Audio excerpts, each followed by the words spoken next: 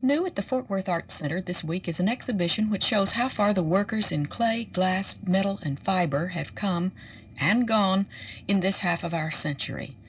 It's called Objects U.S.A. and was assembled by the Johnson Wax Company to provide a survey of the best craft work now being done. That word craft, though, doesn't mean what it once did, as filmmaker Lou Staples and I learned last week. John E. Brown, the curator of the show, interrupted his work of installing it long enough to explain. I always recall what Gertrude Stein said about World War II, that it killed the 19th century dead, dead, dead. And I think we didn't live in our own century until the 1950s. And the new ideas which we're living very much with today were generating among painters, craftsmen, all creative people, and in particular in ceramics, in the crafts, a group started questioning, why do we always have to make vessel forms with clay? And they set out in new directions in an effort to liberate the craftsman from this historic function of useful objects. And seizing upon the ideas of the action painters, the abstract expressionist painters of the period, they abandoned the discipline of the potter's wheel, and they built slab-constructed pots. And the whole idea was to execute these things in the heat of emotion. And this was a whole new thing which caught on like wildfire and has led to a younger generation of people today who simply aren't making useful objects anymore. They're more concerned with making statements, maybe artistic statements, or purely aesthetic ones, but using the traditional material of the craftsman. Therefore, the word craft doesn't, in the larger sense, any longer apply to many of the objects which are included in this particular exhibition, Objects U.S.A.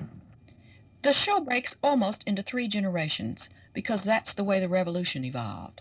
Some of the older artists are native, such as Ohioan Herbert Sanders, but many fled from Europe in the wars of the 40s to work and teach here. These included Gertrude and Otto Knotzler, those masters of intricate texture. Peter Volkus, the West Coast ceramist, learned from these older craftsmen, but he became one of the new masters.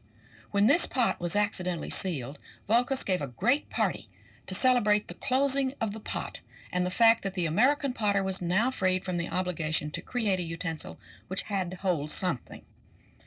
Others whose work fits into these periods are Annie Albers, with two marvelous hangings, woodworkers Daniel Loomis Valenza and Lee Rode, ceramist John Parker Glick, and Mary Rink, whose little wedding crown is a star of the jewelry collection. Harvey Littleton is amply represented. He was almost solely responsible for the revival of studio-blown glass in this country. Some of the younger artists are even more adventurous.